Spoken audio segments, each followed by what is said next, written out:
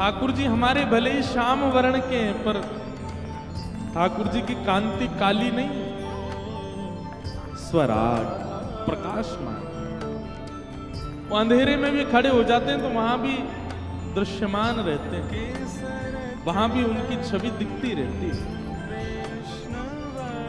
तेने ब्रह्म हृदय आदि कवि मुह्यन्ति यत् सूरयः।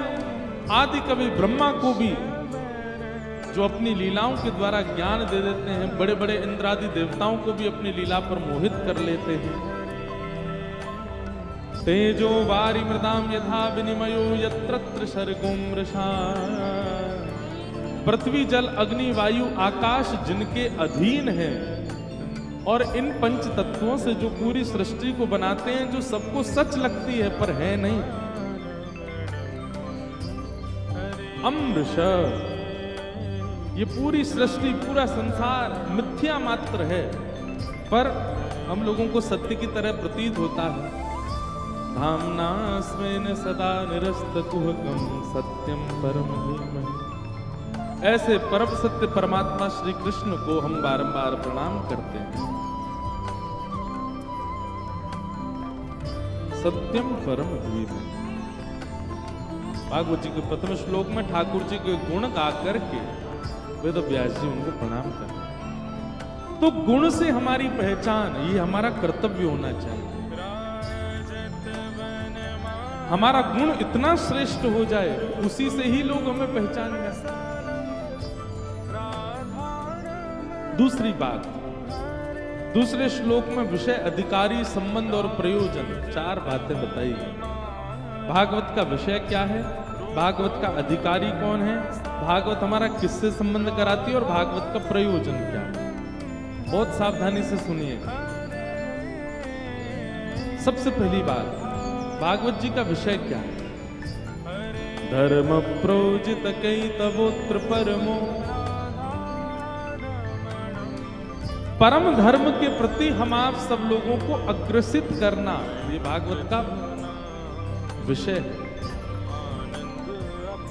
एक बात बहुत ध्यान से सुनिए, सब लोग सुनिए, इधर देखिए। विषय क्या है, परम धर्म की ओर हम सबको अग्रसर करना। धर्म और परम धर्म 2 बातें हैं। आप भोजन करते हैं, ये धर्म है। आप जलपान करते हैं, ये धर्म है। आप सोते हैं, ये धर्म है। आप स्नान करते हैं, ये धर्म है। आप कर्म करते हैं, ये सब धर्म है। आप अपने परिवार का पोषण करते हैं, गृहस्थाश्रम का पालन करते हैं, सब धर्म है। सीधी बात, जीवित अवस्था में देह के उद्धार के लिए जो कर्म किए जा रहे हैं, वो सब धर्म है। पर देह के अंदर विराजमान जो सूक्ष्म आत्मा है, उसकी शांति के लिए, उसकी प्रसन्नता के लिए, उसके कल्याण के लिए जो कर्म किए जाते हैं, वो परम धर्म है।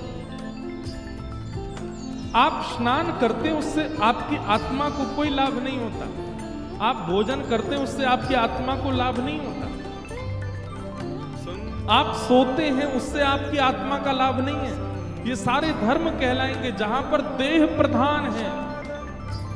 परम धर्म क्या है, जहां आत्मा प्रधान है, जहां पर चित्त में भीतर विराजमान जो सूक्ष्म, जिसकी वजह से हम जीवित हैं, उस आत्मा के कल्याण के लिए जो कर्म किए जाते हैं, उसको परम धर्म कहते हैं। आप लोग कथा सुन रहे हो, ये कथा सुनना क्या है, धर्म है कि परम धर्म? क्यों? क्योंकि यहां आत्म पोषण हो। कथा सुनने से आत्मा पुष्ट होती है। कथा सुनने से जो संतुष्टि आपको चित्त में होती है ना, आप सिर हिला रहे हो, आपके मुखमंडल पर प्रसन्नता है, आप स्वीकार कर रहे हो, एक अद्भुत शांति जैसी मिल रही है। अव्यवस्था है, लोग आ रहे हैं, जा रहे हैं, कोई उठ रहा है, कोई बैठ रहा है, कोई कुछ कर रहा है, कोई कुछ कर रहा है। लेकिन इन सब के बीच में भी आप, अब देखो, जैसी स्थिति अभी यहाँ की है, ऐसी स्थिति अगर पिक्चर देखने में हो जाए तो व्यक्ति भाग जाएगा या फिर हल्ला करेगा, हे भाई पिक्चर देखने तो हमको ध्यान पूर्वक। आप पिक्चर देख रहे हो, सामने वाला खड़ा हो जाए, सामने वाला पानी पीने लगे, सामने वाला अपने दोस्तों को बुलाए, इधर आ जाओ, यहाँ बैठो मेरे पास, तो आप लोग क्या करोगे? भाई हमने 400 रुपए की टिकट खरीदी है, तुम्हारा हल्ला सुनने के लिए, बैठो नीचे। लेकिन अब कथा में देखो, कोई माताजी उठ जाती है, कोई उबासी ले रही है, कोई सो गई है, कोई पानी पी रही है, लेकिन इस सब के बीच भी आप सब कैसे, जो सुनने वाले प्रसन्न मुद्रा, फिर भी सुन, फिर भी अच्छा लग रहा है, फिर भी आनंद आ रहा है। क्यों? क्योंकि पिक्चर देखना भी एक प्रकार से देह सुख है, कथा सुनना देह सुख नहीं है, ये आत्म सुख। और आत्म सुख जब मिलता है, आत्म पुष्टि जब होती है, आत्म तुष्टि जब होती है, तब देह को मिलने वाली परेशानियां हमारी नजरअंदाज हो जाती हैं, हमको उन पर ज्यादा फर्क पड़ता नहीं। आप कहोगे तो महाराज जी आपको क्यों फर्क पड़ जाता है, आपके सामने कोई आ जाए? हमारे ऊपर तो फर्क इसलिए पड़ता है कि हम सुनाने वाले हैं, 5000 लोग बैठ करके सुन रहे हैं, एक एक की जिम्मेवारी हमारे ऊपर। हमको तो बहुत ज्यादा केंद्रित ध्यान, श्रोता से ज्यादा कठिन है वक्ता बनना, क्योंकि बोलना भी पड़ता है और अपनी कही गई बात स्वयं सुननी भी पड़ती है। हम क्या बोल रहे हैं? आपका काम तो केवल सुनना है, बोलना नहीं है। हमारा तो बोलना और क्या बोलना है वह भी विचार करना, और फिर बोली हुई बात को स्वयं सुनना। हमारा काम तो बहुत कठिन है, इसलिए हमारा ध्यान केंद्रित होना बहुत आवश्यक है।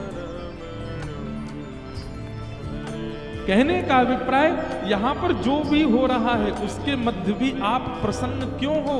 क्योंकि देह प्रधान नहीं है, आत्म प्रधान। ये देह की पुष्टि की कथा नहीं है, ये आत्म पुष्टि की, आत्म संतुष्टि की कथा है।